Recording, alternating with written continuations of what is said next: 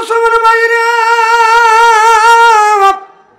আল্লাহর হাবিবের প্রিয় উম্মতেরা, হযরতে শাহজালাল ইয়ামিনী রাহমাতুল্লাহ আলাইহি আপনার বাংলার জমিনে আসবে। ওই জামানার মধ্যে বাদান একটা রাজা ছিল, নাম ছিল বাদান গৌরগোবিন্দ। ওই গৌরগোবিন্দ চিন্তা করলেন, যদি শাহজালাল যদি বাংলাদেশে 360 জন ওলি নিয়ে আসে, তাহলে তো আমার 12টা বাজার ছাড়বে। তার মধ্যে আপনাদের এই বুড়ো পীর সাহেব বাদান ছিল, সুবহানাল্লাহ, একটু জোরে বল। ইনি কিন্তু 60 জনের একজন, মারহাবা পাক। তিনিও ছিলেন। তখন চিন্তা করলেন, হুজুর তিনি ছিলেন বাদান সকলের বাদান সর্দার, প্রত্যেকটা মানুষের বাদান সর্দার আছে না নাই? আপনাদের গ্রামের মধ্যে বাদান একজন মাতবার আছে না নাই? তিনি হলো গ্রামের বড় মাতবার, ছোট মাতবার, মাঝান মাতবার, ছোট মাতবার। আপনার বড় মাতবার গ্রামে আছে না নাই? ওই রকম তিনি একজন সর্দার ছিলেন। তিনি সর্দার ছিলেন, তিনি বাদান সেনাপতি, প্রধান সেনাপতি ছিলেন। তিনি যখন চিন্তা করলেন আপনার রাজা গৌরগোবিন্দ নদী পার হয়ে আসবে, সব নদীগুলি বাদান বন্ধ করে দিল, যেন হযরতে শাহজালাল শাহপরাণ এরা যেন বাংলার জমিনে না আসতে পারে। আমার ভাইরা আমার, এই জন্য নদী পথ বন্ধ করে দিলেন। তার বগুলের নিচে বাদান জায়নামাজের মাসাল্লাহ ছিলেন। এই জায়নামাজের মাসাল্লাহ পানির উপর পাড়িয়ে দিলেন, আর জায়নামাজের মাসাল্লাহ বাদান পানির উপরে বাদান ভাসতে লাগলেন। এক এক করে একটা জায়নামাজের উপরে এবার আল্লাহর ওলি বললেন বিসমিল্লাহ বলে ডান পা জায়নামাজের মধ্যে দেয়া। ডান পা জায়নামাজে বিসমিল্লাহ বলে পাও দিছে, আর চোখ বন্ধ করছে, পাও দিছে, চোখ বন্ধ করছে। একই জায়নামাজে 360 আল্লাহর ওলি পার হইয়া এই বাংলার জমিনে আসছে। আল্লাহু আকবার।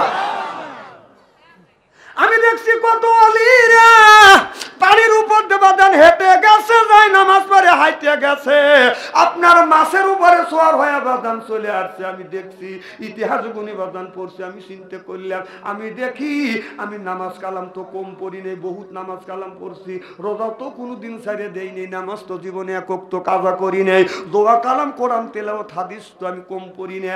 দেখি আমি পানির উপর দিয়ে হাঁটতে পারি কি না, টেস্ট করা দরকার আছে না? রমজান মাস গিন্নি উঠলে আমি উঠলাম, গিন্নি বোঝেন তো? গিন্নি বোঝে না, গিন্নি বোঝে কি? বউ জরকন কে বউ কলি তো জরকন বউ, কি সুন্দর। যুবকের আপনার মধ্যে খাবলা দিয়ে উঠছে। না না, তোমাদের নাই হবে বাবা, খুব খারাপ লাগতেছে মনে হয়, তাই না? আমার ভাইরা আমার, আমি বললাম বিবি আসো 2 জন নামাজ পড়ি। বিবিকে সঙ্গে নিয়ে 4 রাকাত তাহাজ্জুদ নামাজ পড়িয়ে বিবিকে বললাম তুমি রান্না করতে যাও, আমি একটু নদীর কিনার থেকে দেখি পারি কিনা। আমি নদীর কিনারে যাইয়া জীবনে যত দোয়া কালাম শিখছি সব দোয়া কালাম বাজান পড়ছি। যেই জায়গা ফুল দরকার ফুনিছি, ফুনিয়া বিসমিল্লাহ কয়া ডাইন পার পায়জামা গুছাইয়া তুলিয়া বিসমিল্লাহ যখন পানির মধ্যে পা দিছি, পা বররত করিয়া দাবিয়ে গেল। আমি চিন্তা করলাম আমি এখনো ওলি হবে পারিনি কে? হ্যাঁ, আমি হইতে পারিনি, তাই হয় আমার দালাব দেন না হয় না দেন। আমি ওই রকম বক্তা না যে কতগুনি লোক আছে ওই শালা আগে লুচ্চনিমি করছে, এখন খালি তসবি দিয়ে করে কতক্ষণ। এই বাংলাদেশে 360 জন অলি আছে, এই 360 জন অলি তসবি তিলাওয়াত করছে, বসে বসে করছে, রাস্তা দিয়ে হাঁটছে, তসবি তিলাওয়াত করে নাই। কতক্ষণ না কে? আর তুমি তসবি তিলাওয়াত করো, রাস্তা দিয়ে হাঁটা মানুষের দেখা, আমি কিন্তু আগে চাইয়ে আসছিলাম, এখন তসবি তিলাওয়াত করতেছি, চাইয়েই তো তসবি তিলাওয়াত করে রাস্তা দিয়ে। কতক্ষণ? ভালো মানুষ কোনোদিন রাস্তা দিয়ে যায় তসবি তিলাওয়াত করে? ভালো মানুষ তসবি তিলাওয়াত করে মসজিদে অথবা ঘরের মধ্যে না নিজের উঠোনে ঘুরবে আর তসবি তিলাওয়াত করবে, আর যারা যাইয়ে ওরা রাস্তা দিয়ে হাঁটবে আর তসবি তিলাওয়াত করবে। আমি কোন যাইয়ে আসছিলাম?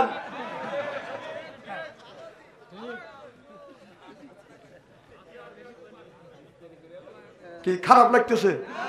ইস্তেরি হচ্ছে তো, আমি বলছি না ইস্তেরি করে ছেড়ে দেবো। কোন অলি আল্লাহরা রাস্তা দিয়ে হাইটে যায় তসবি তেলাওয়াত করে না, কোন সাহাবীরা তসবি তেলাওয়াত রাস্তা দিয়ে হাইটে গেছে করে নাই, নবী রাসূলরা রাস্তা দিয়ে হাইটে গেছে তসবি তেলাওয়াত করে নাই। তসবি যারা তেলাওয়াত করছে যতগুলো ইতিহাস পড়ছি ওইগুলি লুচ্চা, ডাকাত, সন্ত্রাস আর চাঁদাবাজ। মানুষের বুঝে আমি ভালো হয়ে গেছি।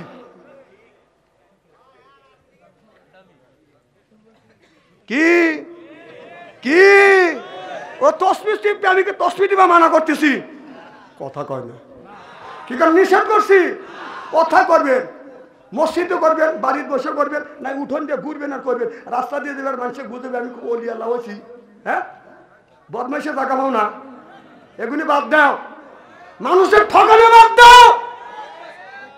অনেক বক্তা আছে, ও শ্বশুর বাড়ির থেকে 6.5 লক্ষ টাকা যৌতুক নিয়েছে, স্টেজে উঠে এক আধ তসবিহ টিপে এক আধ ওয়াজ করে। হাই রে সিটে রে সিটে। না না, এই ওয়াজটা কেউ খারাপ লাগতেছে না, না এই ওয়াজটা কেউ করবে না, কারণ এই ওয়াজ করলে দাওয়াত কমে যাবে। আমার দাওয়াত করে না, দাওয়াত বাড়া দেয় কি? আমি দুনিয়ার আসার 50,000 বছর আগে আল্লাহ রিজিক দিছে, তারপরে আমাকে পাঠাইছি। সুবহানাল্লাহ কোন। হয়তো আগামী বছর আনবেন না, একটা রস না আসলে আমার কি হবে?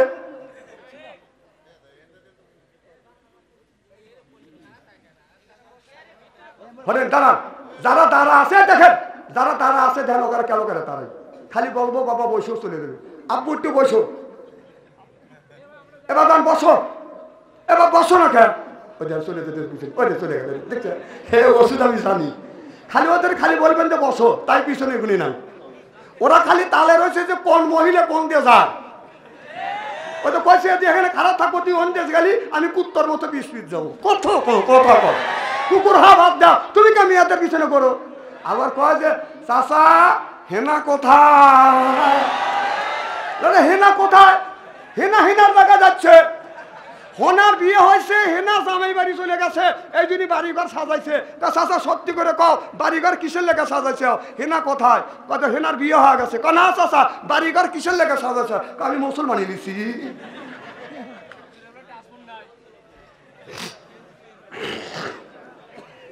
আমি টাচফোন ব্যবহার করি না বাবা। আবার যদি বলো হুজুর এগুনি দেখেন কেডা, আমার কি মিডিয়া নাই? এতগুনি মিডিয়া, ওরা কি আমাকে দেখায় না? ওরা কি বলে না? আমার কি বন্ধু বান্ধব নাই? আমার কি নাতিপুতি নাই? খবর রাখি, সব খবর রাখি। মার খবর জোরে কর। আমার হযরতে শাহজালাল ইয়ামিনী রাহমাতুল্লাহ আলাইহি 304 জন ওলি যখন বাংলার জমিনে আসলো, বাদান এই বাংলার জমিনে একটা ঘটনা ঘটে গেল। ওই জামানার মধ্যে কোন ইতিহাসকারক লিখতেছে বাংলার জমিনে প্রথম মুসলমান হলো বাদান বুরহানুদ্দিন। মারহাবা, একটু জোরে খান, আরো জোরে খান মারহাবা। এই বুরহান বাংলার জমিনে বাদান সর্বপ্রথম বাদান এই বুরহানুদ্দিন বাদান মুসলমান হইছে, বাংলার জমিনের প্রথম মুসলমান বলে বাদান আখ্যায়িত করেছে।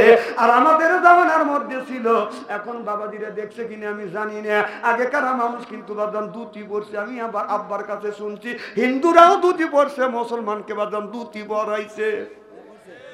কথা কয় না। ভারত থেকে আল্লাহর বড় বড় ওলিরা আসিয়া তারা লুঙ্গি পরা শিখেছে, পায়জামা পরা শিখেছে, পাঞ্জাবি গায়ে দেওয়া শিখেছে, বাদান টুপি মাথায় দেওয়া শিখেছে। মারহাবা, একটু জোরে খান। তাহলে বাংলার জমিনে অলি আল্লাহদের বাদান, আপনার অলি আল্লাহরাই এই জমিনে বাদান ভালো কাজ করছে কি করে নাই? ও বাদান, এই বুরহান উদ্দিন বাদান আল্লাহ একটা ছেলে দিয়েছে, একটা গরু দিয়ে বাদান আপনার আকিকা করছে। আকিকা যখন করছে, ও বাদান গোস্ত যখন সুন্দর করে বানাইছে, একটা কাক আসিয়া একটা টুকরা গোস্ত নিয়ে এই কাকটা উড়ান দিয়ে চলে গেল রাজা গরু গৌন্দর আপনার রাজপ্রাসাদে। যেই জায়গা রাজা গরু গৌন্দ আপনার মন্দির কাছে যা বলতেছে মঙ্গল কালী, ভদ্রত কালী, সুদত্ত কালী, অং অং শান্তি, গং গং শান্তি, রামরাবাই অং শান্তি, অং শান্তি, অং ফর ফরাই অং লাইলং মোহাম্মদ। যে এইরকম করছে, এখন সামনের দিকে তাকা থেকে ধুপপুত করে কি জানে পড়ছে, লক্ষ্য করে দেখে বাদান এক টুকটো গরুর গোস্ত। এখন ওই আপনার গৌর গন্ধ বলতেছে রাম রাম রাম রাম রাম রাম, এই কাম কে করলো? কয় টাকা দেখে একটা কাক গোস্ত এনে ফালা রাখছে। তাহলে এই কাক দেখো কত বাদান, কত ভেজাল বাজাচ্ছে। কাক কি করতেছে? ভেজাল বাজাইছে। কাক যদি ওই গোস্ত নিয়ে এসে যদি গৌর গোবিন্দের সামনে যদি না ফালাইতো, তাহলে ওর কি বিপদ হইতো? কথা কয় না আমার ভাইয়েরা। এবার ওই রাজা গৌর গোবিন্দ বলল, গৌর গোবিন্দ বলল বন জঙ্গলটা তোমরা গেরুয়া করে দেখো পাখিটা কোথা থেকে আসছে, সব অনুমানিক করে বললো এই জঙ্গলের মধ্যে থেকে পাখি উড়িয়ে আসছে। কাকটা উড়িয়ে আসছে, আমরা দেখছি। জঙ্গল ঘেরা করিয়া তন্ন তন্ন করে খুঁজে দেখে বোরহানুদ্দিনের আল্লাহ একটা পুত্র সন্তান দিছে। আচ্ছা পিছনে জায়গা না হলে আমি কি করবো, একটু আগে আসা যাবে কি ভাই? দেখেন চেষ্টা করে দেখেন। হ্যাঁ এই যে দুই একজন চলে গেলেই তো হবে না। হ্যাঁ ভাই যান। হ্যাঁ এইরকম দুই একজন মাঝে মধ্যে উঠলি লোকজন এনে জ্ঞান আছে, ইনি চিন্তা করতে আমি অনেকক্ষণ শুনছি, এখন বিড়ির নেশা ধরে চলে যাচ্ছি। হ্যাঁ ওনার চলে গেছে, ওনার জায়গা পুরো করে বসে, এটা আগে আছে। লা ইলাহা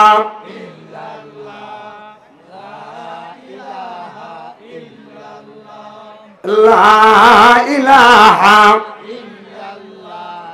লা ইলাহা লা ইলাহা ইল্লাল্লাহু মুহাম্মাদুর রাসূলুল্লাহ সাল্লাল্লাহু আলাইহি ওয়াসাল্লাম। আমার ভাইরা হ্যাঁ একটা মাঝে মধ্যে থেকে 2-4 দিন উঠে গেলে ওনার বসার একটু সুযোগ পাবি, আগের জ্ঞান আছে তো। মারহাবা কর। এই যে কত বিড়ি খেয়ে যাচ্ছে, এই যে 2 দিন আগে শবে বরাত গেল না, কথা কয় না। শবে বরাতে মসজিদে 10 রাকাত নামাজ পড়ে এসে বাইরে এসে বিড়ি খায়, আবার ওযু দিয়ে আবার ঢোকে। কথা কর না কে? এটা ঘটনা ঘটছে কিনা? সারা রাত নামাজ পড়ছে, দেখলাম যে কিভাবে পড়ছে, বিড়ি খায় যা আবার না। আল্লাহ এতই হেও করছে, এর চাইতে আল্লাহকে হেও করা আল্লাহর জমিনে হয় না। তুমি নামাজ পড়ো, বিড়ির নেশা ধরে বাইরে যা বিড়ি সিগারেট খাওয়া যায়, সে আল্লাহর কাছে বলতেছে আল্লাহ বাংলাদেশ লিখে দাও। আল্লাহকে ফেরেশতা টাকা দেন, ও নামাজ পড়ে আবার বিড়ি খাওয়াছে, বাংলাদেশ লিখে যাচ্ছে। এই ধরনের কাজ মানুষ করে, এই পাবলিক করে।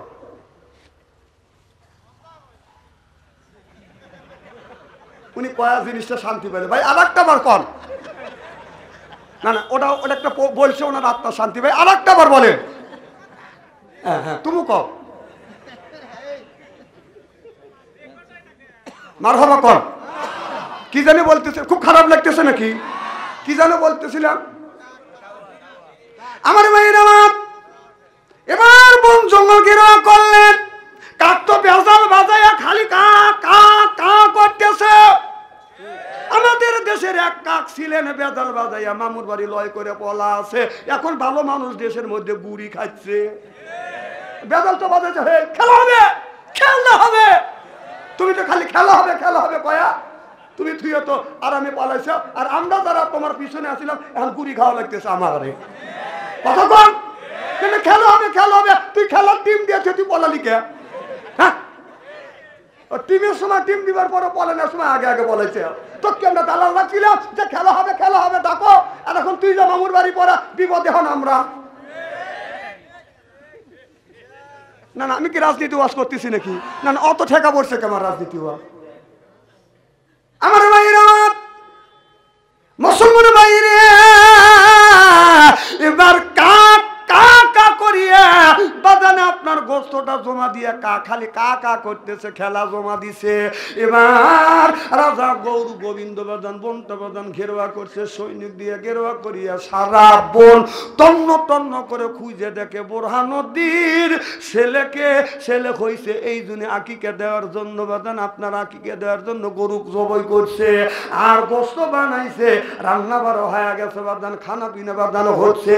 এমন সময় ওই গৌর গোবিন্দ লোকজন যাইয়া বোরহানুদ্দিনকে এমন পিটে নিয়ে বাজান পিটাইছে।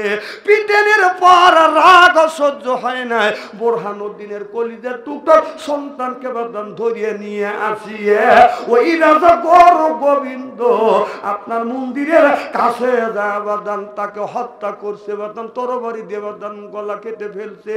এবার বোরহানুদ্দিন কলিজার টুকরা সন্তানকে যখন ধরে নিয়ে গেছে, ও বাদানা চার সামনে বাদান বেঁধেছে, বাদিয়ে বোরহানকে বলতেছে তুমি তোমার এই সন্তানের জন্য আগিকে দিছে, আজকে তোর সন্তানের আগিকে দেওয়ার স্বাদ মিটে দিব। বোরহানুদ্দিন বলে ও বড় গোবিন্দ অন্যায় যদি করে থাকি আমি করছি, শিশু বাচ্চা তো কোনো অন্যায় করি নাই, শিশু বাচ্চাকে তুমি হত্যা করো না, শিশু বাচ্চাকে মারো না, মারার যদি তোমার দরকার হয় আমাকে মারো, আমি কাল্লা আগে দিলাম, কিন্তু আমি বাবা বেঁচে থাকতে আমার চোখের সামনে যদি আমার সন্তানকে মারো আমি বাবা সহ্য করতে পারবো না। এবার বোরহানুদ্দিন বলতেছে, এবার বড় গোবিন্দ বলতেছে, বোরহান রে আমি তোমাকে হত্যা করব না, তোমার চোখের সামনে তোমার সন্তানকে আমি হত্যা করব, ভবিষ্যতে আবার ছেলে সন্তান জন্ম দিলে যেন তুমি কোনদিন আর যেন আজ্ঞা না করো, এই উদ্দেশ্য করে বাদান তার সন্তানটাকে বাদান হত্যা করছে। বোরহানুদ্দিন কানতে কানতে বাদান চলে গেছে।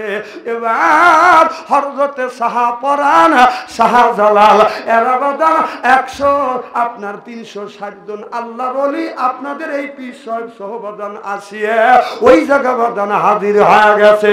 চিল্লাকান আল্লাহু আকবার। ওলিদের কত পাওয়ার আছে। গৌর গোবিন্দ পলায় কোনে যাও,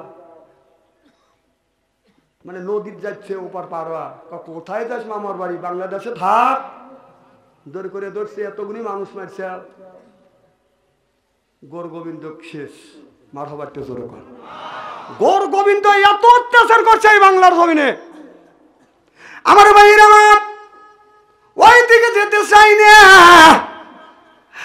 ভালো করে লক্ষ্য করে শুনুন, আল্লাহ কোরআন কারীমের মধ্যে বলতেছে, ইন্নাল্লাযিনা আমানু, ইন্না মানে নিশ্চয়ই আল্লাযিনা যারা ঈমান আনবে ওই আল্লাহর উপরে, ওয়া আমিলুস সলিহাত, আর যারা নেক কাজ করবে, 1 নাম্বার ঈমান, আর 2 নাম্বার যারা নেক কাজ করবে, আল্লাহ বলে কান্নাত লাহুম জান্নাতুল ফিরদাউস নুজুলা। আল্লাহু আকবার। কম 1 নাম্বার ঈমান, আর 2 নাম্বার নেক কাজ করবে, নেক কাজের মধ্যে নামাজ আছে, রোজা আছে, হজ আছে, যাকাত আছে, কুরবানি আছে, ভালো ভালো কাজ বাদান নেক কাজের মধ্যে বাদান ঢুকে গেছে। যারা নেক কাজ করবে 1 নাম্বার ঈমান, 2 নাম্বার নেক কাজ করবে, এই মানুষটা যখন জান্নাতে যাবে 70,000 হুর আসবে, রিসিপশন করে বাদান জান্নাতে নিয়ে যাবে। ওই হুর এমন হুর, এক একটা মানুষকে আল্লাহ 70টা করে প্রাথমিক বাদান হুর দিবে। এই হুরটা যদি ভুল করিয়ে জীবনে কোনোদিন তুতু ফেলতো জমিনে, গোটা পৃথিবীর মাটিতে বাদান তোরের মতন গেরান হায়া যাইতো। পানিতে যদি তুতু ফেলতো তামাম পৃথিবীর পানিতে বাদান দুধের মতো বাদান সাদা হায়া যাইতো। তাহলে আমাদের ঘরে একটা একটা করে বাদান হুর রয়ে গেছে, এই হুরের বালিশেই নাক রাখা যায় না, রে গন্ধ লেবরা ফালাইছে, কথা বলছেন না। আমাদের হুর বলছেন তো কি জোর কম, বউ কমই নি চাইও নি, কম আমি লেবরা ফালাই।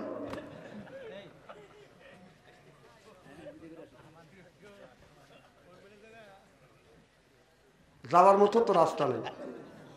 মারহাবা কর আমার ভাইয়ের, আমার এই হুর এত সুন্দর চেহারা, তাকানোর সাথে সাথে আত্মা পড়ে যাবে বাদান আপনার ফুলের পাপড়ির মতো বাদান, ঠোঁটটা টিয়া কাটিং নাক, আর আপনার টানা টানা বাদান চোখ দেখে বাদান আত্মা ভরিয়ে যাবে।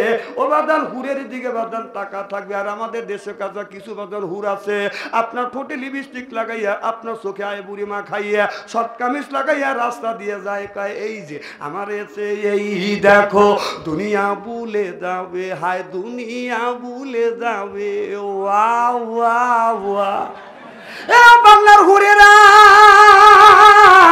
বাংলাদেশের যে যুবকের ভিতরে ঈমান আছে, 1 নাম্বার ঈমান আছে, 2 নাম্বার নেক কাজ করে, ওই যুবকটাকে আপনার ঠোঁটে লিপস্টিক লাগাইয়া আয় বুড়ি মাখাইয়া বাংলাদেশের যুবকদের বাদান ঈমান নষ্ট করা বাদান ঈমান নষ্ট করতে পারবে না। জোরকন ঠিক কিনে। আজকে মেয়েরা পায়ে পরে হাই হিল করতেছে, কিলকিল ঠোঁটে লাগা লটকে পিঠ যুব করে দেয়ছি, এরপরে বোরখা চলা রাস্তায় চলে, পেটো খালি পিঠো খালি। আমি হিসাব করে দেখলাম ওই মেয়েটা অরিজিনাল শয়তানের শালি। যুবকের হাতে তালি চেনে না অলি গলি, কারণ ওরা ভালো মন্দ বোঝে না, যার সাথে বাদাম প্রেম নিবেদন করে খালি লাভ। তোকারে চয়েস একেবারে নিম্ন দিকে চলে গেছে, রাস্তাতে ঝাঁক দে। কিছু কিছু যুবক আছে রুচি ছেঁড়া, কি ছাড়া রুসিছে আমার ভাইরা তোমরা যদি নামাজি হও, তোমরা যদি ইমানদার হও, যুবক ইতিহাসের দিকে তাকাই, ইরাকের মধ্যে বাদান দাঙ্গা হয়ে গেছে। একজন যুবতী মহিলা বাদান রাস্তা দিয়ে যাচ্ছে, রাঙা হয়ে গেছে। দাঙ্গা যখন লেগে গেছে, সব মানুষ বাড়িতে বাদান পালাইছে, ঘরে দরজা দিছে। একটা মেয়ে অর্ধেক রাস্তা বাদান অতিক্রম করছে, কিন্তু দাঙ্গা হয়ে গেছে। মেয়েটা চিন্তা করলেন, এখন যদি আমি বাড়িতে ফিরিয়ে যাই, তাহলে বাড়িতে যাইতেও লাগবে রাত 10টা। আর যে বাড়িতে যাবো, সে বাড়িতে যাইতো আমার রাত বাজবে 10টা। তাহলে আমি যুবতী মানুষ, আমার ইজ্জতের শিওর আমি দিতে পারবো না, ইজ্জতের গ্যারান্টি আমি দিতে পারবো না। আমার ইজ্জত যদি চলে যায়, এই ইজ্জত আর আমি আর কোনোদিন বাদান ফিরে পাবো না। একটা নারীর জীবনের সবচাইতে বড় সম্পদ হলো বাদান সতীত্ব সম্পদ। একটা যুবকের জীবনের সবচাইতে বড় সম্পদ হলো বাদান সতীত্ব সম্পদ। টাকা হারা গেলে টাকা পাওয়া যায়, দলিল হারা গেলে বাদান দলিল পাওয়া যাবে, সার্টিফিকেট হারিয়ে গেলে সেটাও পাওয়া যাবে। কিন্তু কোন যুবক যুবতী জীবনে একবার যদি চরিত্র নামে সার্টিফিকেট হারিয়ে ফেলে, জীবন ভরা কান্দিয়া কাইতে বাদান চরিত্র নামে সার্টিফিকেট কোনোদিন ফেরত পাবে না। জোরকান ঠিক কিনে? আজকে বাংলাদেশের যুবক যুবতীরা ভালোবাসা আছে, চরিত্র শেষ। মোবাইলের মধ্যে কত প্রেম করছি, প্রেমের সেঞ্চুরি করে ফেলছি। সি সি সি, তোমার চরিত্র নামে সার্টিফিকেট একবারই হারাইছে। তুমি বাসর ঘরে যাইয়ে তুমি বিশ্বের থেকে 21 বছরে একটা যুবতীকে আপনি ঘরে নিয়ে আসলেন, কি দিয়ে আপনি আপনার বিবিকে খুশি করবেন? আপনি আপনার বিবিকে কি দিয়ে খুশি করবেন? টাকা পয়সা দিয়ে বাদন খুশি করা যায় না। আপনি বাসর ঘরে দেওয়া বলবেন, বিবি রে আমার, আপনার 25 বছরকার জিন্দিগি, 20 থেকে 25 বছরকার জিন্দিগি আমার চরিত্র নামে সার্টিফিকেট আমি হেফাজত রাখছি। বাসর ঘরে তোমাকে কি দিয়ে আমি খুশি করবো? দেওয়ার মতো কোনো জিনিস নাই, তবে আমার চরিত্র নামে সার্টিফিকেটটা আমি ধরে রাখছি, এইটা তোমাকে দিলাম, তুমি খুশি হও। এবার বিবি আলহামদুলিল্লাহ বলে এবার সেইটা বাদান গ্রহণ করে নেয়। জোরকান আল্লাহু আকবার। একটা যুবতী মহিলা বাসর ঘরে যায়, স্বামীকে কি দিয়ে বাদান খুশি করবে? ওই মহিলা বলবে, স্বামী রে আমার 20 থেকে 21 বছরকার জিন্দিগিতে, আমার 14 থেকে এ পর্যন্ত আমি আমার ইজ্জতটাকে হেফাজত করছি। স্বামী বাসর ঘরে দেওয়ার মতো কোনো জিনিস নেই, আর কি দিয়ে তোমাকে খুশি করবে? এ জিনিসটা নাই, আল্লাহর দেওয়া সম্পদ, আমি তোমার আমানত, তোমার সাথে আল্লাহ নসিবে লিখে রাখছে, জুরি লিখে রাখছে, এইটা আমি অন্য জায়গা খরচ করি নাই। আপনার আমার এই জিনিসটা আজকে ধরে রাখছি, এই সতীত্ব দিয়ে আজকে আপনাকে বাসর ঘরে খুশি করতে চাই। সুবহানাল্লাহ। এ যুবক, এ যুবতী, আমি তোমাদের পায়ে নিচে হাত থেকে অনুরোধ করে বলবো, তুমি যদি চরিত্র নামে সার্টিফিকেট যদি এই সময় যদি হারিয়ে ফেলো, বাসর ঘরে যাইয়া তুমি তোমার স্বামীকে কি দিয়ে খুশি করবে? কি দিবে আমা? কি দিবে? আল্লাহর আদালতে তুমি কি জবাব দিবে? এই কথা যখন মনে হয়, আমি চোখের পানি ধরে রাখতে পারি। তোমার চরিত্র নামে সার্টিফিকেট আল্লাহ দিয়েছে, যেই জিনিসটা আল্লাহ তোমাকে দিয়েছে, এটা হলো জান্নাতি একটা নিয়ামত। সেই নিয়ামতটা তুমি জমিনের বুকে তুমি হারিয়ে ফেললে, বাসর ঘরে যাইয়া ওই তোমার স্বামীকে কি দিয়ে খুশি করবে? তুমি না তোমার স্বামীর সাথে তুমি মুনাফিকি করলে। আরে কথা কথা জোর কোন খালি বলেন হ্যাঁ হ্যাঁ হাসেন। কিসের রেকর্ড হচ্ছে না? ফাউল দেখলে কি এত ফাউল হয়? আচ্ছা আপনারা দেখেন না, দান উড়ান নাই, কথা কয় না, এটা দান উড়ায় না। সিটে যখন ফ্যান দিয়ে দান উড়ায়, সিটে কোথায় পড়ে? আর যেগুলো আগাইলিয়া কোথায় পড়ে? আরো দূরে যায়। আর যে বেশি আগাইলিয়া মানুষের চোখের মধ্যে ঢোকে। কথা ক আর কি বলা লাগবে? কিছু ইস্তারি হইল তো।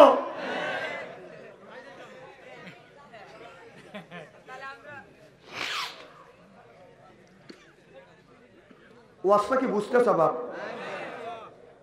আহা, আজকে বাংলাদেশের ছেলেরা মেয়েরা মোবাইলের মধ্যে প্রেম করতে করতে প্রেমের সেঞ্চুরি করছে। 8টা ভালোবাসা করছে, বিয়ে করছে ওটা দিয়ে 9টা। বাসর করে যা মনে মনে ভাবতেছে আমি 8টা ঠকাইছি, আমার কাছে যে ডাইছে এটা সলিড। যা বাসর করে যাইয়া স্বামী স্ত্রী 2 রাকাত নামাজ পড়িয়া বিবির 4টে অঙ্গে যদি চুমো দেয়, কুব্বালাদি খাতনি কুব্বালাদি আদি কুব্বালাদি রেজবি কুব্বালাদি আইনা আইনি, রাসূল বললেন বিবি 4 অঙ্গে চুমো দিয়া 2 রাকাত নামাজ পড়ি আল্লাহর কাছে যদি হাত তুলে দোয়া করে, স্বামী স্ত্রীর জীবনের শুরু থেকে বাসর করে আগ পর্যন্ত সগীরে গুনাহ মাফ করে দিবে কে?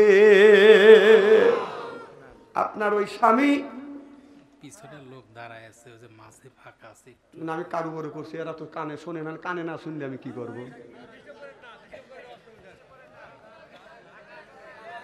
ফাঁকা আছে বাবা, তোমরা একটু আগে ওই যে যেতেছে, ওই লোক জ্ঞানীমান লোক যেতেছে। হ্যাঁ বাপ খুব ফাইন করতেছ, যাও এটা ফাঁকা করে দিলে হল যাও। হ্যাঁ এতে জ্ঞান আছে, এরকম 2-1জন লোক মাঝে মাঝে তো ওঠে, উঠি যারা দাঁড়া আছে এরা বসার সুযোগ পাবি। মার সবাই একটু জোরে কর, বাজানো জ্ঞান আছে। ওই এটা ডিপ দিচ্ছে আর একজনে, এদিক তাকান। চেহারা কি একবারে খারাপ নাকি? শোনেন, আলেম যতই কালো হোক তার চেহারার দিকে চাওয়া থাকলে সগীরে গুনাহ মাফ করে দেয় কে? জোরে কন সুবহানাল্লাহ, জোরে কন। আমার ভাইরা আমার ওদিকে যেতে চাই না। যখন ডাঙা হয়ে গেছে মেয়েটা মনে মনে চিন্তা করলো, যদি আমি বাড়িতে ফিরে যাই, যদি আমার চরিত্রের উপরে আক্রমণ পড়ে, আবার আত্মবাড়িতে গেলেও যদি চরিত্রের উপর আক্রমণ পড়ে, তাহলে আমি কোথায় যাব? আমার চরিত্র নামে সার্টিফিকেট যদি হারিয়ে ফেলি, আল্লাহ তোই একজনের সাথে আমাকে জুরি লেখেছে, বাসর ঘরে যাইয়ে আমি আমার স্বামীর কাছে কি আমানত দেবো? সুবহানাল্লাহ, তো জোরে কন। এই বলে মেয়েটা চিন্তা করছে, যেই বাড়িতে যাই কোনো বাড়ি স্থান দেয় না, দরজা বন্ধ, পৃথিবীর নিরাপত্তা জায়গা হলো বাদান মসজিদ ছাড়া আর কোনো নিরাপত্তা জায়গা নাই। একটা বাদান মুসলিরা নামাজ পড়ে চলে গেছে, একজন ইমাম সাহেব ঘরে বাদান তালা দিবে, এমন সময় মেয়েটা দৌড়া মসজিদের মধ্যে ঢুকছে। যখন যুবকটা বলতেছে, যুবতী তুমি কেন মসজিদের ভিতরে ঢুকলে, মসজিদ থেকে বের হও। এবার যুবতী বলে, যুবককে আমার বাড়ি অনেক দূর, বাড়িতে যাইতে আমার 2-3 ঘন্টা লাগবে। তখন তো বাদান সাইকেল আপনার এইরকম গাড়ি ঘোড়া ছিল না, হাইটে হাইটে বাদান যাইতো। এই মসজিদে আমি একটা থাকতে চাই। এবার যুবক বলতেছে, তারা তুমি বের হও, কারণ এই জায়গা অবরোধ শুরু হয়ে গেছে, তুমি তাড়াতাড়ি বের হও। এবার যুবক বলতেছে, যুবতী মসজিদের মধ্যে তোমার থাকা সম্ভব হবে না। এবার মেয়েটা বলে যুবককে, আমাকে যদি বের করে দাও, কোনো যুবক যদি আমার ইজ্জতটা নষ্ট করে, কিয়ামতের ময়দানে আল্লাহর আদালতে আমি কিন্তু তোমার নামে মামলা দায়ের করব। এই কথা যখন বললেন, যুবক আলেম মানুষ, হাফেজে মানুষ বদন শব্দ হয়ে গেলেন।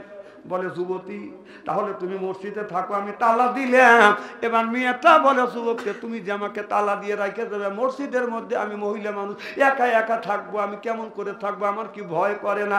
আত্মা ফাইটে যদি আমি মরিয়ে যাই, কি জবাব আল্লাহর কাছে তুমি দিবে? আচ্ছা, মসজিদে কি সব মানুষকে একা একা থাকা সম্ভব? কথা কয় না। তারপরে তখন ছিল ফাঁকা জায়গা। এবার বলে, তাহলে কি করা যায়? বলে, তুমি মসজিদে থাকো, আমিও থাকবো। এবার যুবক বলে, যুবতী এইটা কি সম্ভব? বলে, হ্যাঁ সম্ভব, তুমি থাকবে। বলে, তাহলে আমি থাকতে পারি, একটা শর্ত। বলো, কি শর্ত? আযান দাও, সাথে সাথে মসজিদ থেকে তুমি বের হয়ে যাবে। কারণ যদি এলাকার মানুষজন যদি দেখে তুমি আর আমি এই মসজিদের মধ্যে থাকছি, তাহলে আমার ইজ্জত চলে যাবে, তোমার ইজ্জত চলে যাবে, আমার চাকরি চলে যাবে। আর আমার বাবা ছোট্টবেলা বাবা মারা গেছে, আমার মা আমাকে কষ্ট করে মানুষ করছে, এই মসজিদ থেকে যে হাদিয়া পাই, এইটা দিয়ে আমার মার ওষুধ কিনে আমার মাকে আমি বাঁচা রাখছি। আমার মাকে যদি একদিন ওষুধ না খাওয়াই, আমার মা বাঁচবে না, মা মারা যাবে। এ যুবতী, এইটা যদি শর্ত তুমি রাজি হও, আযান দেওয়ার সাথে সাথে মসজিদ থেকে তোমার বের হওয়া লাগবে। এবার যুবতী বলে, যুবকরে আমি মসজিদে আযান দেওয়ার সাথে সাথে বের হয়ে যাব, যেন তোমার চাকরির কোনো ক্ষতি না হয়। এই জিনিসটা আমি জানবো, তুমি জানবে, আর আল্লাহ জানবে। সুবহানাল্লাহ। এবার মেয়েটা মসজিদের দক্ষিণ পাশে বসে আছে, যুবকটা বেদান উত্তর পাশে যাইয়া বেদান বসে আছে।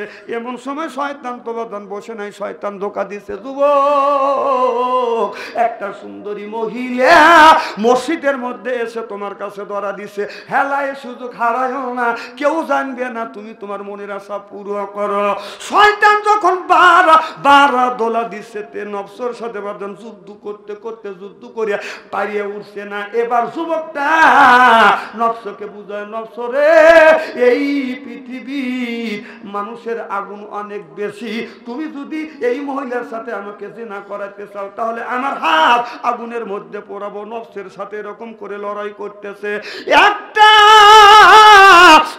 বাদান আপনার বৃদ্ধ আঙুল বাদান এইরকম করে বাদান আগে পোড়াইছে, আঙুল যখন পোড়াইছে বাদান হাতে বাদান হাত জ্বলতেছে, হাত তখন পুড়তেছে, তখন যুবকটার শয়তান চলে গেছে, নফসকে বুঝেছে, নফসরে সামান্য মোমবাতির আগুন তুমি সহ্য করতে পারো না, মোমবাতির আগুনের চাইতে নারীর আগুন 70 গুণ বেশি। আল্লাহু আকবার। ওইদিকে তুমি যাও আর এই মোমবাতির আগুন সহ্য করে পারো না, এখন পোড়াপুরি করতে চাও। সুবহানাল্লাহ, একটু জোরে কর। যখন আবার শয়তান দূরে চলে গেছে, হাতটা একটু ঠান্ডা হয়েছে, শয়তান আবার এসে বলতেছে রাত কল বেশি হয়ে গেছে, চিল্লা পাল্লা করলে কেউ শুনবে না। এবার যুবক মনে মনে চিন্তা করতেছে শয়তান তো পিছু ছেড়ে নাই, এইভাবে বাদান আবার আর একটা আঙুল পোড়াইছে। এইরকম করতে করতে আপনার হাতের 5টা আঙুল বাদান পোড়াইছে। ওই মিয়াটা সারা রাত ঘুমায় নাই বাদান, আপনার জিকির আজগার করতেছে, জিকির আজগার দেখ করা বাদ দিয়ে তো যুবকের ওই তামাশা গুনি দেখতেছে। যুবক কেন হাতটা পোড়ায়? ইতিমধ্যে আজান দিবে।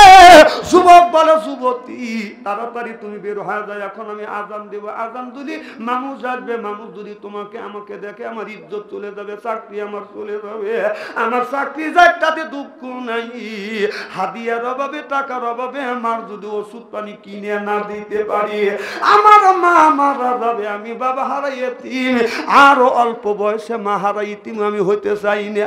সুবহানাল্লাহ। মাকে কত ভালোবাসে, আর আমরা মা তুই শ্বশুর শাশুড়ির জন্য পাগল হয়। আরে মার সাথে তোমার সম্পর্ক নেই। শোনেন, ইদানিং আমার একটা বদলাম হয়েছে, আমি সেটা বলবো কি? সেটা হচ্ছে আমার মাহফিলে এসে যারা জমে তারা কিন্তু বেশি দিন বাঁচে না। জমবেন হিসেব করে জমবেন, সাবধান, খুব সাবধান করে দিচ্ছি। আবার লোকটা মারা যাবে বলবেন যে বাপসু আনসারি জালসায় আসলে লোকটা জুম ছিল, লোকটা মারা গেছে, এই দোষ কিন্তু আমার উপরে চাপাইতে পারবে না, কমিটির উপরে চাপাইতে পারবে না।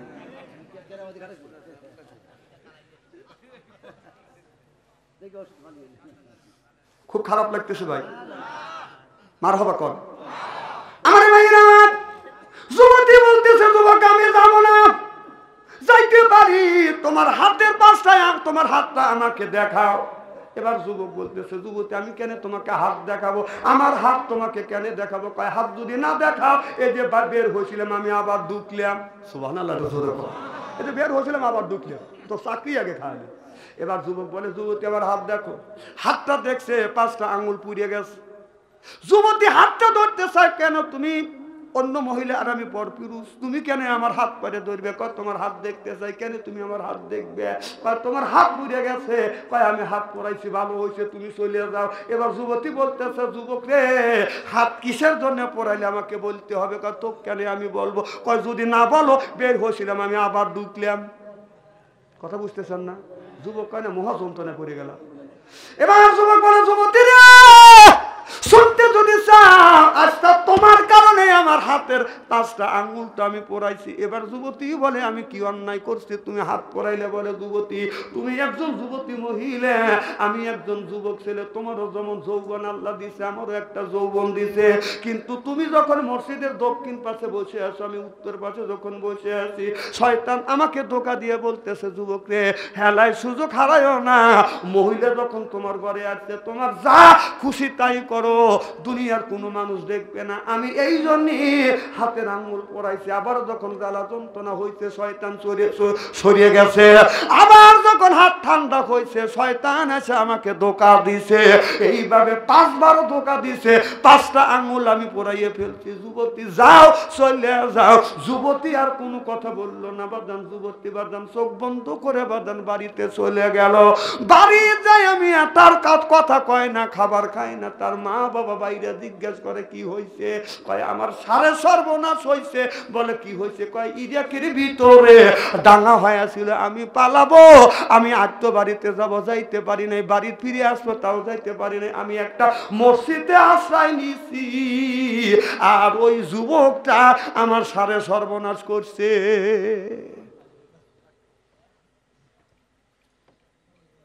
এই কথা যখন বলছে, ওরা তো ধনী মানুষ, গোষ্ঠীর লোক লিয়া বাদান দৌড়ে আসছে, জোরদার মুল্লুক তার, পালকি তার, বউ তার, যদি পাই নরম আমাদের দেখায় তার উপরে গরম, প্রতিপক্ষ যদি হয় বাদান শক্ত হয়ে যায়, তাড়াতাড়ি করে বাদান বক্ত, কারণ ওই প্রতিপক্ষ শক্ত করে মারে বাদান থাপা, হাত ধরে কয় ও বাবা, ও বাবা।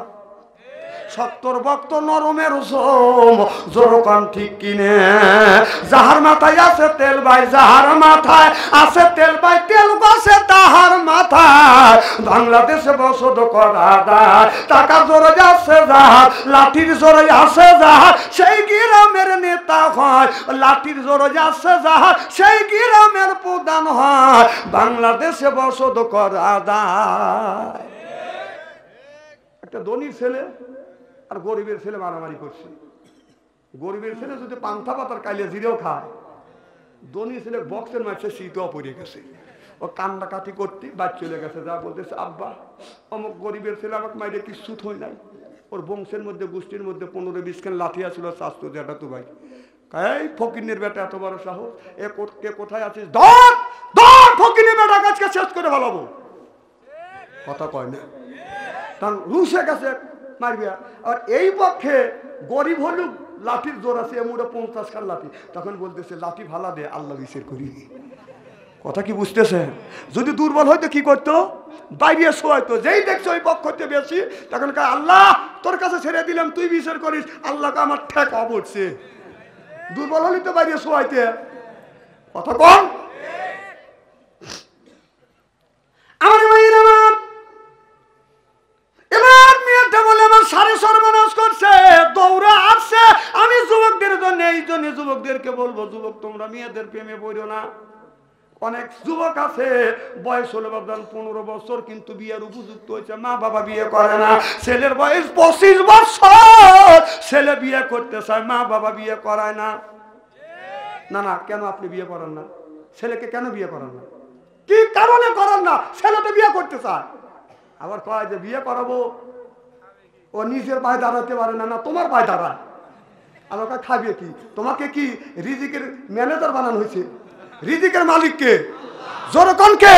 তোমার ছেলেকে দুনিয়া পাঠানো 50,000 বছর আগে রিজিক দিছে, তারপরে তোমার ছেলে পাঠাইছে, কেন তুমি তোমার সওয়াল ছেলে উপযুক্ত বয়সে বিয়ে করাও না?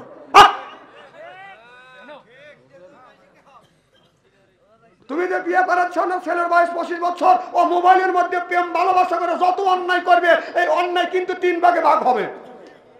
কথা কর, কয় ভাগ? 1 ভাগ পাবে ছেলে, 1 ভাগ মা, 1 ভাগ বাবা। বিশ্বাস যদি না হয় মরিয়ে দেখে। হ্যাঁ, আপনার ছেলে মোবাইলের মধ্যে কি করতেছে, রাত 9টার সময় আপনার ঘরের মধ্যে ঢুকে ফেসবুকের মধ্যে ঢুকছে, 3:30 পর্যন্ত ফেসবুকের মধ্যে ছেলেটা আপনার ওয়েটিং এ রয়েছে। আপনাদের এই গ্রামের মধ্যে যদি 200টা যুবক যুবতী থাকে, আমার কথা কি শুনতেছেন?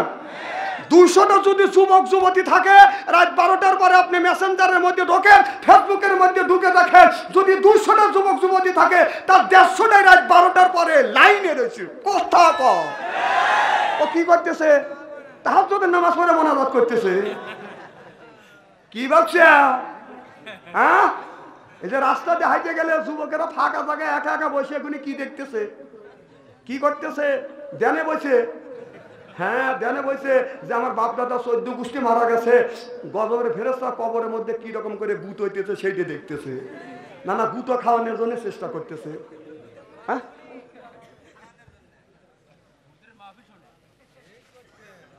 আমার মাহফিল কয়জন শোনে তা আমি ভালো করে জানি। এখানে মোবাইল চেক করলে 32 জন মেয়ের ছবি পাবো। চিনি আমি। এই যে যত সাধু হোক, ফেসবুক ইন্টারনেট ঘাটলে খারাপ অশ্লীল ছবি আসবেই। এই জন্য আসবে বিলে বাথাম ফোন দিয়ে আমি সারা বাংলাদেশ ঘুরি। হ্যাঁ, বাথম না, তাস ফোন। এটা কি ফোন? বাটম ফোন দিয়ে সারা বাংলাদেশ ঘুরি, আমি টাচ ফোন ব্যবহার করি না। কারণ কারণ অশ্লীল মেয়েদের ছবি আসবে, এসে আমার যদি পিকু পিকু, তাহলে আমি শেষ। কারণ আমার ইমানের দুর্বলতা আছে, এই জন্য আমি বাটম ফোন নেই, টাচ ফোন নেই না। এই জন্য যারা টাচ ফোন একটা ব্যবহার করছেন তারা 5টা করেন, দুঃখ নাই। যারা টাচ ফোন ব্যবহার করেন আপনাদের পায়ের নিচে হাত থেকে অনুরোধ করে বলবো, আপনারা টাচ ফোন দেখেন না, বাটম ফোনই ব্যবহার করেন। মানে এখন তো ঠিক করবে। তোমার ছেলের হাতে কি করছে? তোমার 4টে ছেলের হাতে স্ক্রিন টাচ মোবাইল দিছে, দিয়ে আবার মসজিদের আগের কাতারে যা বসে দোয়া করে, রব্বানা জালামনা এটা ট্যাপ ট্যাপ করে দেবা। তোর 4টে ছেলের হাতে 4টে টাচ ফোন দিয়ে তুই মসজিদের মধ্যে ফ্যাক ফ্যাক করে ব্যবহার দিস, ওকে গান ধরে মসজিদের বারান্দা দেন। তোর 4টে ছেলে কি করতেছে মোবাইলের মধ্যে? হ্যাঁ, আর 4টে ছেলে হাতে স্ক্রিন টাচ মোবাইল দিয়ে মসজিদের আগের কথা করে ফ্যাক ফ্যাক তোর সব দাঁত খুঁজে বেলা দেবো মসজিদের বারান্দা যা। পাপ তো করাতে তুই ব্যর্থ করতেছিস। কথা কন, জোরে কন, ভয় খাচ্ছেন নাকি? আমি জানি যে আসি মনে আমাকে আনবেন না, আনবেন না, কিন্তু হক কথা আমি বলবই। তেল তেল ওয়াজ আমি করার জন্য আসি রে। জাকারিয়া নবীকে ধাওয়া করছে, জাকারিয়া নবী গাছের মধ্যে ঢুকছে, গাছ সহ জাকারিয়া নবীকে কেটে ফেলছে। এই ওয়াজ আমি জানি, এই ওয়াজ করে মানুষকে আল্লাহর রাস্তা আনা যাবে না, এটা অন্যায়, এটা করা যাবে না, এটা ন্যায়, এটা করতে হবে। ন্যায়ের পক্ষে কথা বলতে গেলে জেল খাটা দরকার হলে জেল খাটবো, জরিমানা দেওয়ার দরকার হলে জরিমানা দিব, প্রয়োজন হলে ফাঁসির মঞ্চ চড়বো, বাতিলের সাথে আপোষ নাই।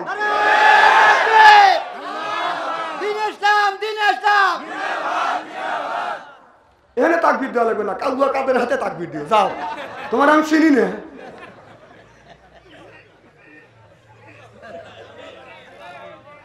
এখনো মা মা করতেছ তো, যেদিন ডাক্তার ইন্নুস আছে একদিন দোয়া ইন্নুস পড়ো পড়ো।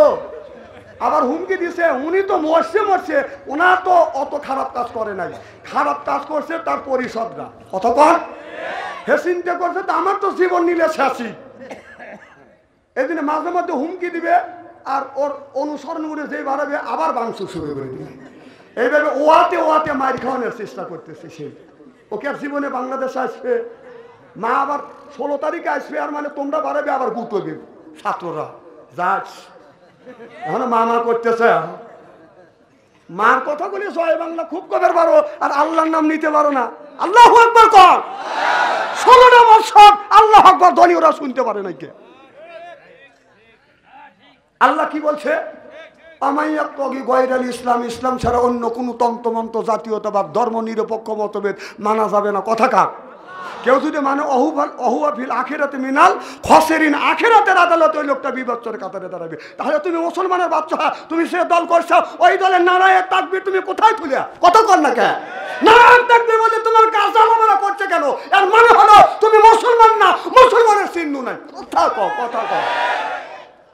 আবার সেই দলের পক্ষে দালালি করো। আমি কি রাজনীতি করবেন লেগে আছি? কোরআন হাদিসে আসছে তাই বলতেছি। না না, এই আয়াতগুলো আমার উপরে নাযিল করলে আল্লাহ মাথা দেখাতে কহ।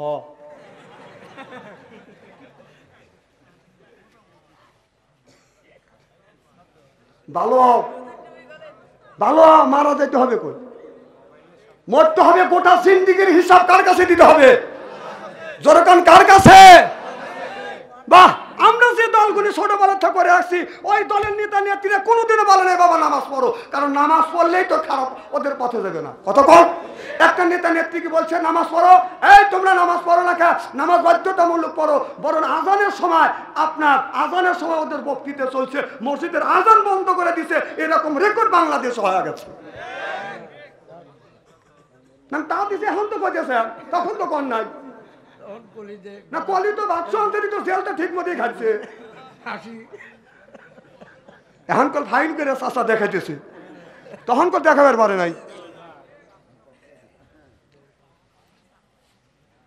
যারা ওর হ্যার অনুসারী আছে, আবু জেহেল যান মরে গেল না, ওর অনুসারীরা বসে বসে কাঁদতেছে। তো রসুলের সাহাবীরা বলতেছে কান্দ কেন? আমার নেতাকে মেরে ফেলেছে, শোকে কাঁদতেছে। তো মা চলে গেছে, শোকে এখনো কাঁদতেছে। তুই ভালো মন্দ বোঝার মতো তোর একটুকু বল শক্তি নাই।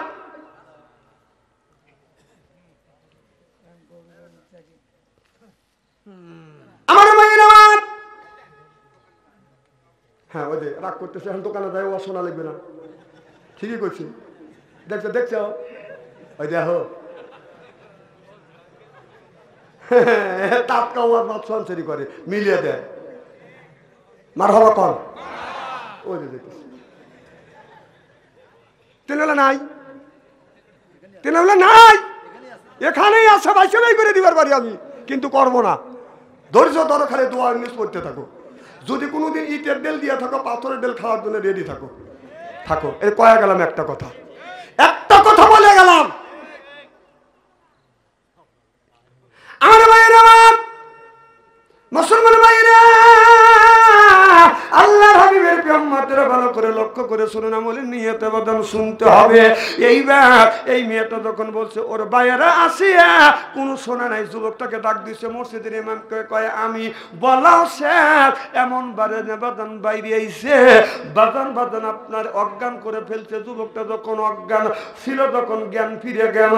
এলাকার মানুষদের কাছে বিচার চাইল, কি অন্যায় হয়েছে? কয় আমারও বোন এক রাত আসিল এই জায়গা, আমার বোনের সাথে দুর্ব্যবহার করছে। এলাকার সব মানুষ বলতেছে হুজুর এত খারাপ, কার পিছনে নামাজ পড়লাম ভালো মন্দ শুনলো না, পাইকের হারে বলতেছে হুজুররা খারাপ। ওই আমাদের পাইকের হারে কয় না যে মৌলবাদ, কি বাদ? যে নামাজ পড়ে, মৌলবাদের অর্থ বোঝা লাগবে না, যে নামাজ পড়ে, রোজা রাখে, হজ করে, যাকাত দেয়, কোরবানি করে, ওইটাই হলো মৌলবাদ। সুবহানাল্লাহ, একটা জোরে কর, জোরে কর সুবহানাল্লাহ।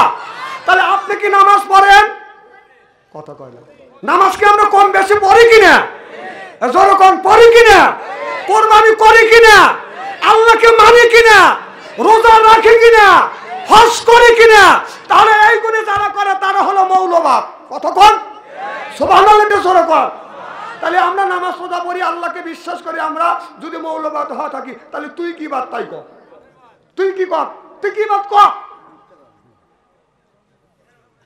তার পিছনে যে গড় আর বদলি পারে দোকানে আয়, হ্যাঁ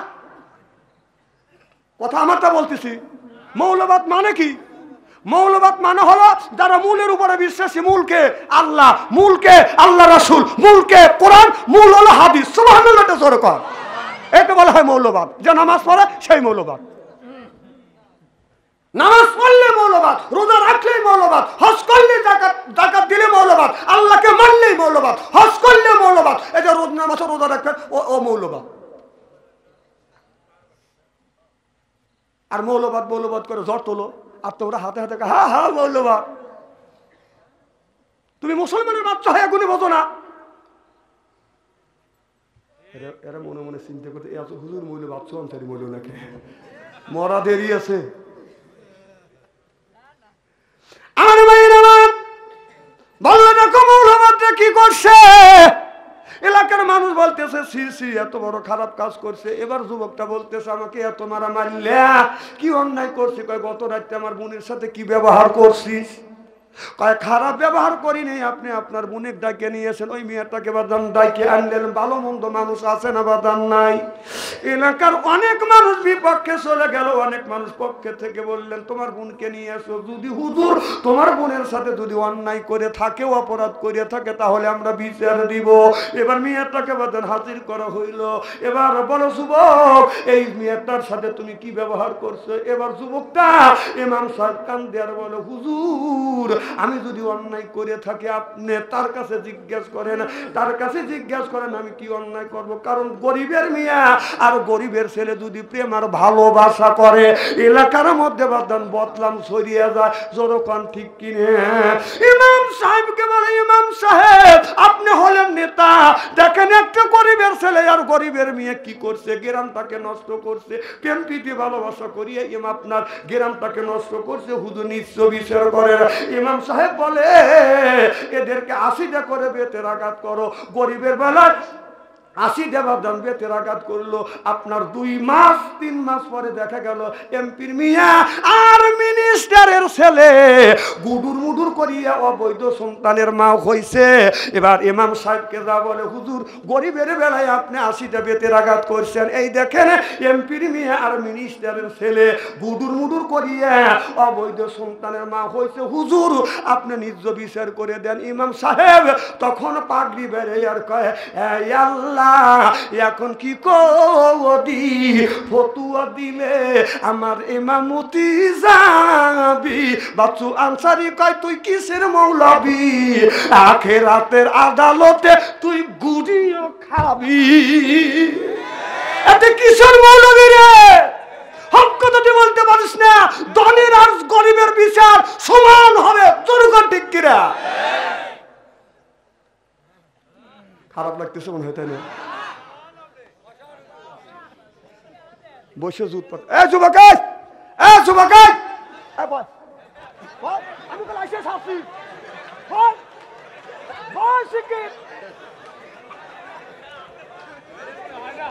হ্যালো মনে করছে, তাই না? হ্যাঁ, আমার মাহফিলে আসা যায়, যাওয়া যায় না, কি ঠিক আছে না? তুমি কি দেখো নাই নতুন? না না, তুমি কি নতুন আসিয়াও?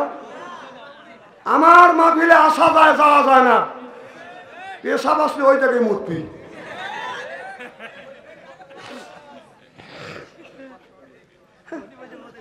আমি তো দৈনিক কি আসি, জীবনের প্রথম আসছি, আর বসা দিবে তুমি ফুট করে চলে যাবে। একজন মিস কল দিছে, তার প্রেমে পাগল হয়ে গেছে। তোমার কোরআন হাদিসের প্রেম নাই?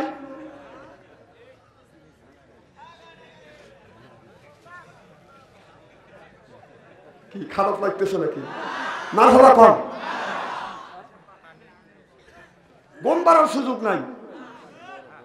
আমার ভাইয়ের আমার মুসলমান শোনেন, একটা লোক যদি চলে যান, আমি জানি ওজোর আছে, পোশাকের চাপ দিলে আপনি এক আঙুল তুলবেন, দুই আঙুল তুলে বসবো টয়লেটে চাপ দিচ্ছি, আর 3 আঙুল তুললে আমি বসবো বিড়ির নেশা ধরছি। এই জ্ঞানটা আমার আছে। হাতের আঙুল না তুলে, অনুমতি না নিয়ে আপনারা কোন বিবেকে চলে যান? আমি আগে আয়াতটা তিলাওয়াত করছি যে ইজা কুরিয়াল কোরআনু ফাসতামিউলাহু ওয়া আনসিতু লাআল্লাকুম তুরহামুন। যেখানে কোরআনের কথা হয় এখানে আল্লাহর রহমত বর্ষিত হয়। আপনার কোরআন তেলাওয়াত করা যেমন ফরজ, আপনার নামাজ পড়া যেমন ফরজ, কোরআনের কথা শোনাও ফরজ। সুবহানাল্লাহ কোন? আর ফট করে উঠে উঠে চলে যাবে চাল না, মিস কল দিয়েছে, আজকে একটু ধৈর্য ধরে কও।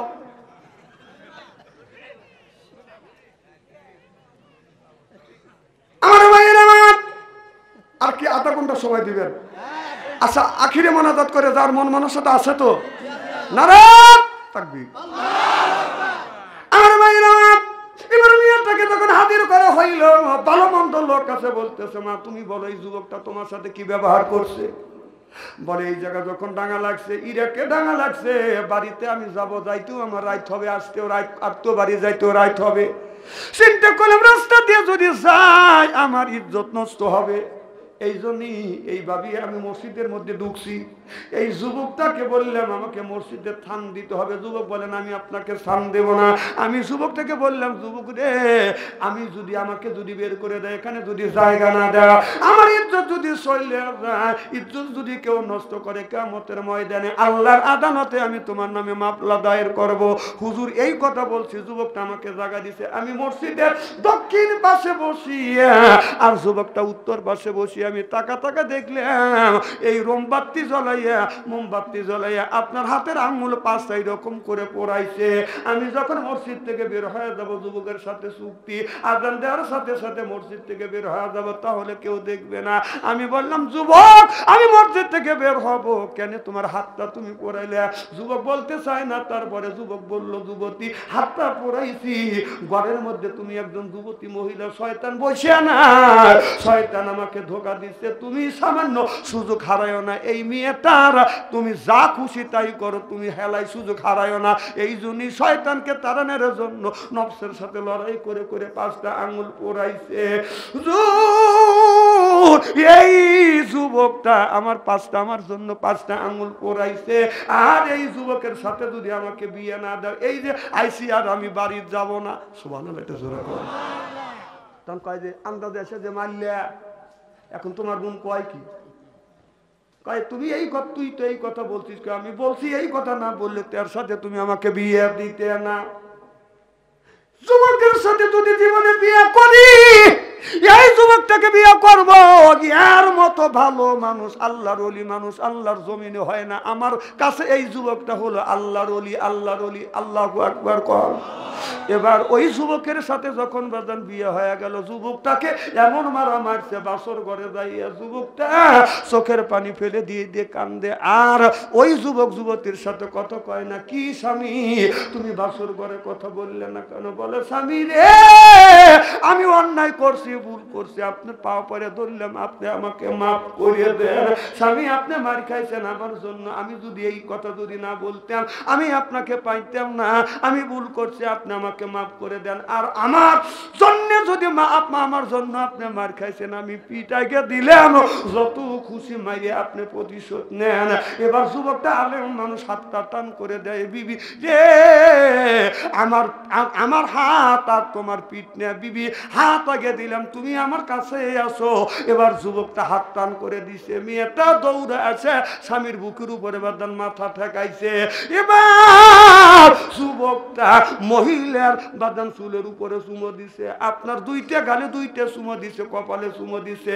হাদিস শরীফের মধ্যে আসছে বাসর ঘরে যাইয়া 4 রঙে চুমো দিবে, কুব্বালা দি খাতনি, কুব্বালা দি রেজবি, কুব্বালা দি আইনা আইনি, কই কুব্বালা দি আইনা আইনি, 4টা জায়গা চুমো দিয়া নফল নামাজ পড়ি আল্লাহর কাছে যদি দোয়া করে, স্বামী স্ত্রীর জীবনের শুরু থেকে বাসর ঘরের আগ পর্যন্ত কবিরে গুনাহ মাফ করে দিবে আল্লাহ। যখন আল্লাহু আকবার। আল্লাহর নবী, আমার নবী গভীর রাত, গভীর রজনীতে মা খাদিজাতুল কুবরার ঘরে দরজার কাছে এসে নক করছে। খাদিজা একটা ডাক দিছে, দরজা খুলছি। সুবহানাল্লাহ। আমার নবী বললেন, খাদিজা আমি যতদিন যত বানো তোমার ঘরে দরজার পাশে আসছি, খাদিজা একটা ডাকের বেশি 2টা ডাক দেই নেই, তুমি কি ঘুমাও না? খাদিজাতুল কুবরা বলে, ইয়া রাসূলুল্লাহ, ইয়া হাবিবাল্লাহ, আপনি দিনের কাজে বাইরে যাবেন আর আমি আপনার বিবি আরামে ঘুমাবো না? না, আরামে ঘুমাই না যতক্ষণ পর্যন্ত আপনি বাসায় না আসেন। আমি দরজার সাথে পিঠ লাগাইয়া অপেক্ষা করি, কখন জানি আমার স্বামী আমার নবী আমাকে খাদিজা বলে ডাক দিবে। ও নবীজি, আপনারও জবান থেকে খাদিজা ডাক শোনার জন্য আমি খাদিজার দরজার সাথে পিঠ লাগাইয়া অপেক্ষা করি। আল্লাহু আকবার। আর আমাদের ঘরে ঘরে যে খাদিজা আছে, তারা শহরে যাইয়া রাত 12টার পরে আসি, আমাদের খাদিজার ঘরে দরজা যদি নক করা যায়, খাদিজা খবর নাই, ও খাদিজা শব্দ নাই, ও খাদিজা একই একই। স্বামী ডাক দিবে, আত্মা ঠান্ডা হবে।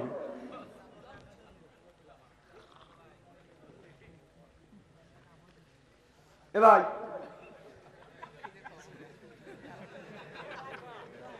আপনার নাম কি? না না, এদিকে আমি কি চাইছি টাকা? আপনার নাম? আপনি যদু বড় মানে যদু ভাই, অদু বলে যদু ভাই কাম করিব কিসের ছাই। আপনি 100 টাকা আনছেন, 1000 টাকা আপনি জরিমানা লেখেন, যেহেতু আমি টাকা চাইনি। যদু ভাই 1000 টাকা, জোরকান মার বাবা।